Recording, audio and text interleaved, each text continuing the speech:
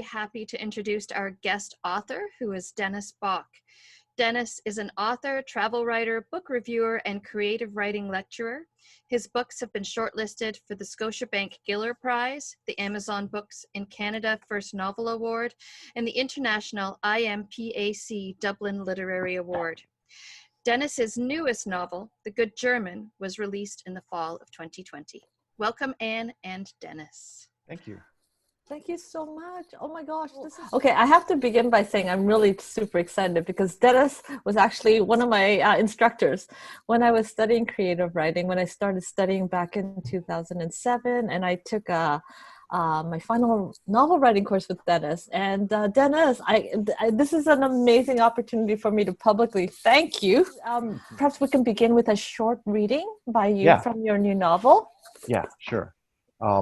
Super short, one paragraph.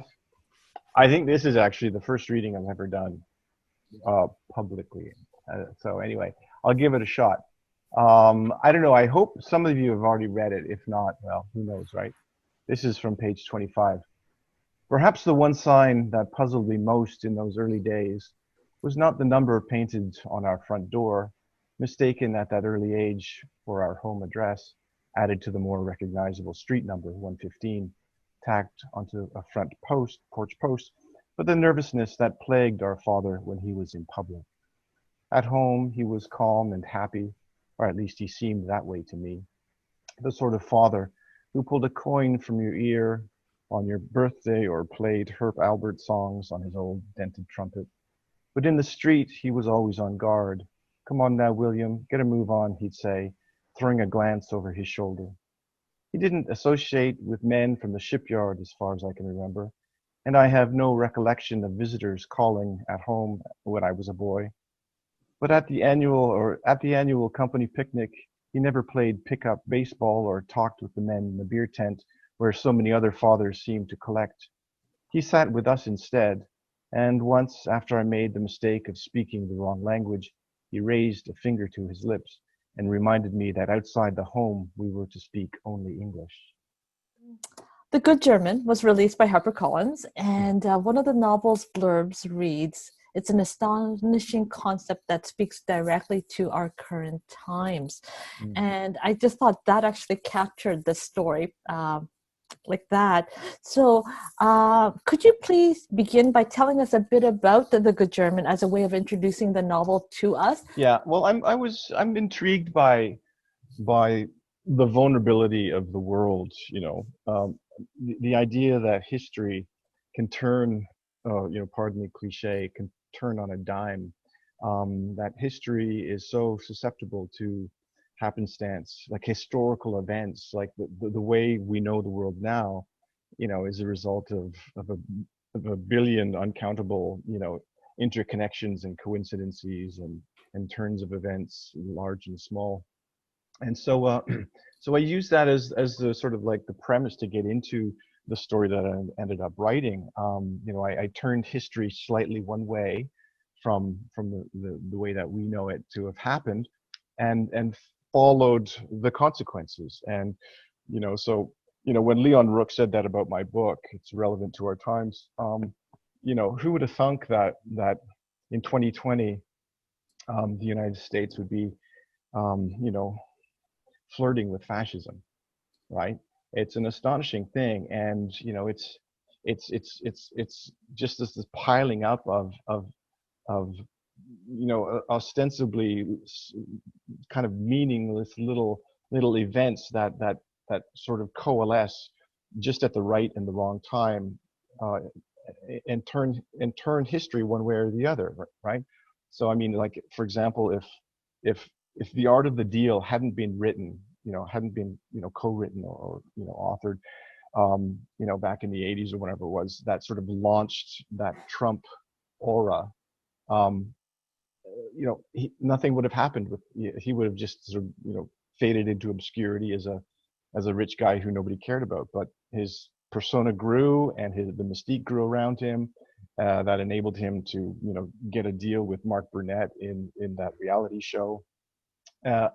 That launched him even further into the public consciousness. in order to, persuade enough people to believe that he was something fresh and new and interesting, right? So it goes back, in my opinion, what we're looking at now goes back to the publication of The Art of the Deal.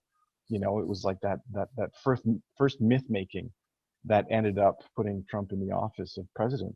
And it's an astonishing and terrifying series of events, which were happening as they were happening. It was just sort of like a circus act. It was just kind of like funny and silly to watch or something. But now the real world consequences are quite terrifying, right? So that's what I did with this novel.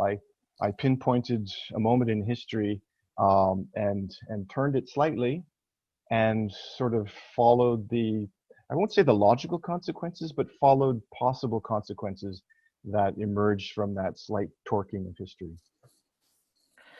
It's because this is actually your fifth book, fourth novel. Right. And you're known, I don't know if you know, but you're actually known as an expert in historical fiction writing in the industry, right? Yeah, okay. And I think, and I was thinking about that, and I think part of it is how you tell stories, right? And how, like, for example, reading this book, I became very invested in the characters, right? So that it was more the characters and the history and everything was part of the bigger story. But this is your fourth novel. Did anything surprise you as you're writing? Anything that comes up in terms of the process or anything about your own growth and development? The process. I'm very much, as you might recall from class, and I'm very much, well, this is a term I've just recently learned actually, but I've been this forever. I'm a pantser. I'm sure you know that term, right? By the seat of your pants, which means that my books grow in an organic fashion. So I might have some really vague kind of understanding of like where I want to start from. I certainly know where, I do not know where I'm going to go. But what surprised me in this novel is this is probably I'll say certainly, this is certainly my most plotted novel. But it's the time that I spent the least, or the novel that I spent least time with thinking about plot. So the plot emerged organically in front of me as my characters, and this sounds a little bit flighty, but as I observed my characters carving out their own destinies, right? As a creative writing instructor, I've read hundreds of manuscripts written by novice writers who enter the story with plot first, plot forward, and it never ends up working out because the characters seem subservient to the needs of the plot, right? And so when you work that way, when you put plot forward and then begin to insert characters as the plot requires, you end up with half a novel, right? V.S. Naipaul said that plot is for writers who know the world. Narrative is for those who want to discover their world, right? And so I'm very much a narrative writer. I write in order to discover the world, and I discover my characters and how my characters interact with the world and with each other. And then only once I understand, the world I'm writing about and the people that populate that world, only then do I sort of get a whiff of plot, right? And if my books work at all, I think it's because I put character first. Characters find their plot, and then plot meaning, the what happens next part of the story, right? So you asked me, if I learned something new after, this is my fifth book, can you still learn something after writing writing five books? I learned that, I should trust my process, which is to do exactly what I've tried to do, to explain here, to write character first, voice first, building that world, and then just waiting and sort of like staying in that world with those characters, lingering long enough to understand where the story needs to go. In class, you repeatedly said that you have to earn the reader's confidence, right? And I think one of the ways you do this is that how you integrate history quite seamlessly into your stories. And again, we talked about the sense of time and place, for example, in the opening of The Good German, which set in Ontario, brought me, completely into the story. I think you kind of answer this question is how did you know to write this story? Like, where was the initial inspiration for The Good German? Well, okay, that's this might be helpful. I grew up as I'm the son of German immigrants, and I grew up in that sort of split duality, German Canadian. I was feeling a little bit apart from the rest of the world, my small world as it was. And so my parents came over in like 55, I think, something like that. And about so when I was a kid, I remember there was we had this big like shipping crate in our basement that my father had built, and it was kind of a catch-all for hockey skates and scarves and winter coats, seasonal stuff that was not in season, right? So we just piled it. It was big enough to for two kids to crawl into, for example. It was a big shipping crate, which we just used for storage. And then when I was like 14 or 15 or something years old, my dad told me why he had built that shipping crate. I asked him, like, where's that come from? I made it. Why did you make it, Dad? Well, because when you were about 2 years old, your mother and we had decided to go back to Germany. We were fed up with this immigrant experience. It's too difficult here and all this stuff. We're going to go. So when I was 2, my parents were this close to returning to Germany. I'd never been there, of course. I was born in Ontario. And this just was like lightning in my brain. And I began to think, wow, what if my parents had taken the family back to Germany, and I had grown up in Germany as a German person? How different would I have been? So this, in my 14-year-old mind, just set off fireworks. So I began to think about how my life would have been changed. Would I have been fundamentally the same person, or would I have been fundamentally changed? Apart from speaking a different language, et cetera, and all that stuff. How much does culture and environment change you, right? So I still can't give you the answer, right? But that sort of set off the idea of an alternate reality, or an existence that you just barely touched, or that you almost entered, right? So those are the small kind of accidents in history that excite me to think about, and that sort of motivated me to write this novel. The what if some small moment in time had gone slightly differently. And so I just put as much pressure on that as I could. And I found this iconic moment in the 20th century, which was the assassination attempt of Hitler, one of the closest ones that came to succeeding.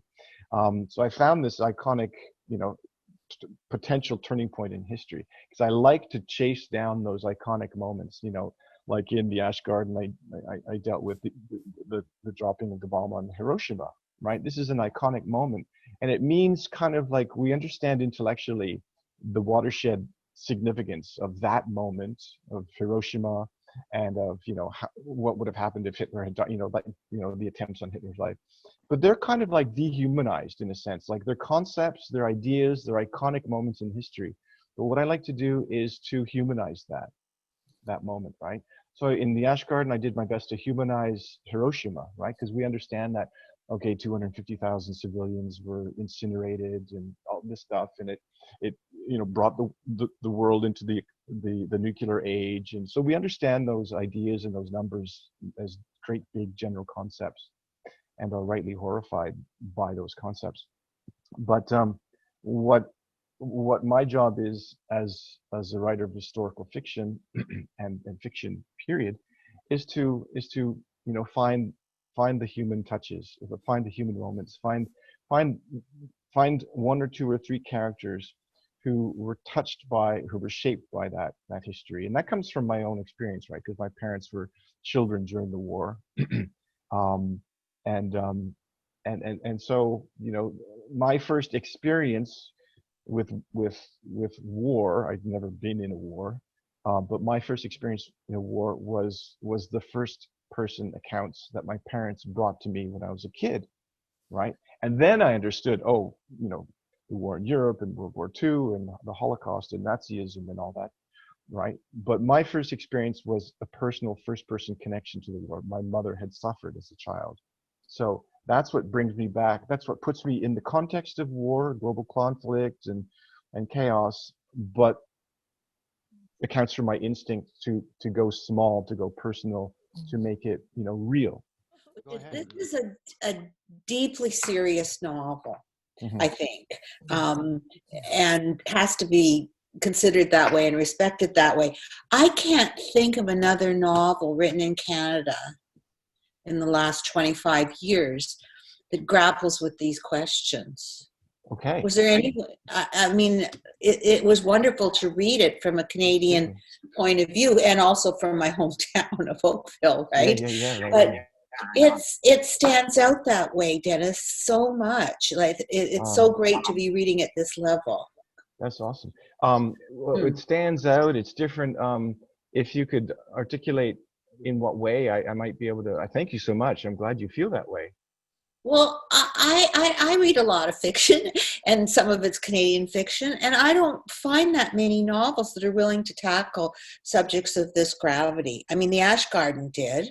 When I first started reading your books, I read The Ash Garden first. But it's history. It's alternate history. It deals with Hitler, and it deals with the Holocaust, and it deals with immigration, and it deals with violence and prejudice of a horrible kind at a moment when, you know, who would have ever thunk, as you said, that the United States, this experiment with democracy, could be coming to an end.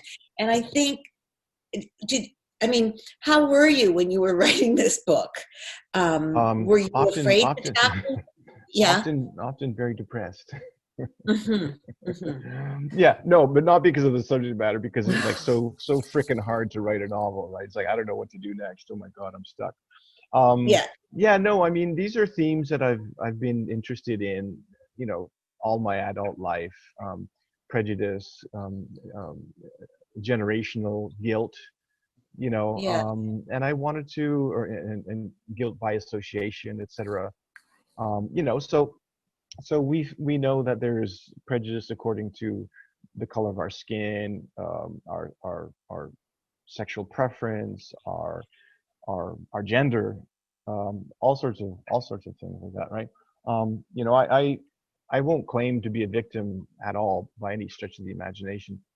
When I was a child, though, when I first experienced the schoolyard, when I went to, you know, kindergarten for the first time, you know, I heard Nazi and Jew hater and Holocaust for the first time, and I didn't know what the hell that was. I was 6 or 7 years old, and kids who were maybe 3 or 4 years older than me singled me out, and I didn't know what they were talking about. I was like, what do you mean? Like, I've never even stolen a cookie from the cookie jar, let alone, you know, killed anybody. I don't know what's going on here.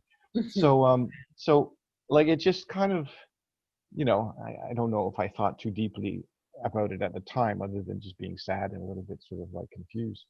But that was my first exposure to ignorance, right? And also to the history that I represented as the son of German immigrants who themselves were children during the war, and whose families were civilians and were actually anti-fascist. But it kind of alerted me to ignorance and to that idea of generational guilt, right?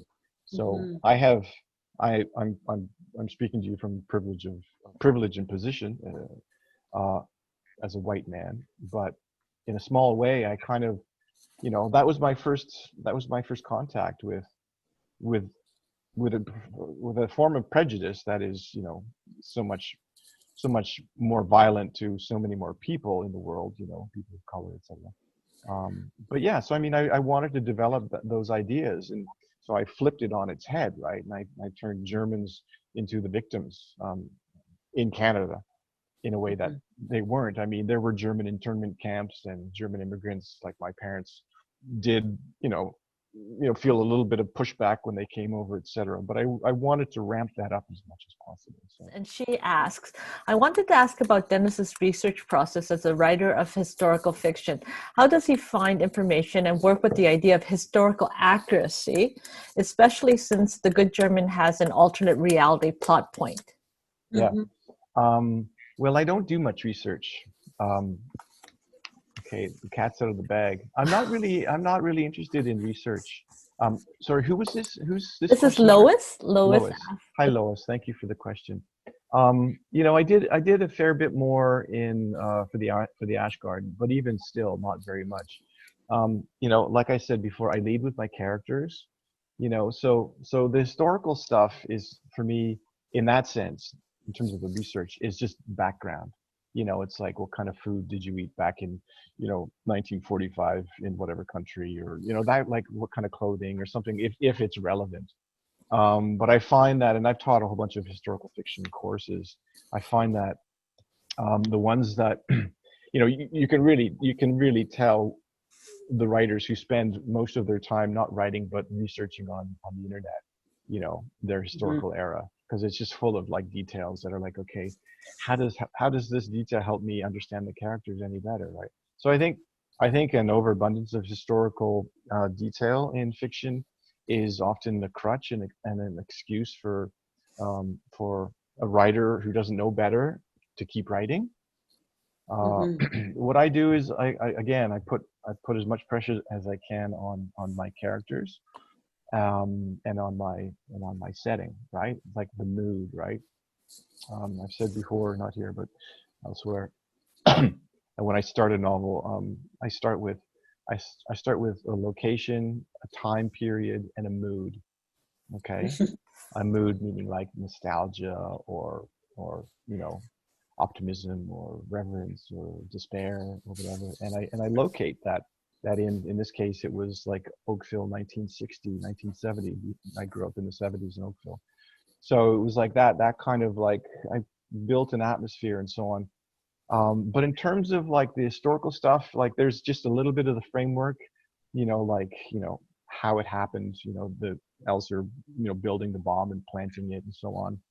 Like, that's research. That's figuring out the nuts and bolts of it, right? And that's just to assist the believability. I did a fair bit of process writing, which means I helped the reader see how he built his bomb and how he created the hole in the pillar, etc. Like, that's to create the sense, the belief that okay, this is something that he could actually do, etc. But in terms of the wider scope and stuff, and I'm not really that concerned with that element of historical fiction. Jonathan Franzen said, in the internet age, a novel that is replete with historical detail loses its significance, because it's just so we just click on Wikipedia and bang, everything you've ever wanted to know about medieval Japan or something like that is there, right? So its value is reduced because it's just what's the point? Like, everybody, if you want to read about medieval Japan, you can just do it on the internet. What's interesting is the characterization, right? So Dennis, who's your first reader? Like, again, I have my writing group and we've been together for 13 years, right? And so, but what about you? My first reader is my ideal reader, my perfect reader. And they have no name, and they don't exist. They exist in my own brain. My ideal reader, I always think of this. I always challenge my students to identify the two qualities of their ideal reader, and you get a variety of answers. And then I tell them mine, and mine are intelligent and impatient. Okay, you need your first reader to be impatient. You remind yourself that the person who's going to pick up your book is going to be pressed and challenged in a million different directions. She's going to have to, go home and make dinner, and she's going to want to watch TV after work, and she's going to have to deal with her kids, and he's going to have to go fix the car. And everyone has so many other things to do other than read your book, right? And so when you challenge yourself as a writer and you say, am I giving up the story fast enough? Can I push it harder? Can I get this story going even faster to grab my reader's attention? Because my reader is going to be impatient, and I don't blame her one bit, okay?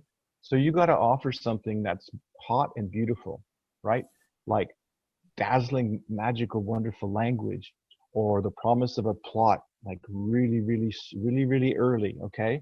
So this is my ideal reader, and this is my first reader, and it's myself. I've trained myself, like I've been doing this long enough to ask myself these questions, to challenge myself. It's like, have I taken 25 pages to roll out the setting in this leisurely kind of, no, that's not gonna, that wouldn't hold me. That wouldn't hold me, right? I'm in for a story. I'm in for voice. First of all, I'm in for characterization, and where those two elements meet, story, as quickly as possible, right? So impatience, intelligence and impatience. The reader brings the intelligence to the page. You meet them there halfway, and but you are a generous host. Your narrator, through the agency of your narrator, have to be a generous host. A narrator is a host who welcomes you in. The analogy is, like when you go to someone's house for a dinner party, they take care of you. They take your coat, they offer you a glass of wine, they position you in front of the fireplace, they bring you some crackers, they welcome you. And that's what a narrator does to the reader. That's what the narrator does for the reader. Right. You must welcome your reader, with a generous voice. You've got to set the context. You've got to provide all context as much as possible immediately. You don't withhold any of the vital necessary context, because the reader's going to be going, what the hell? Who's this? I don't even know.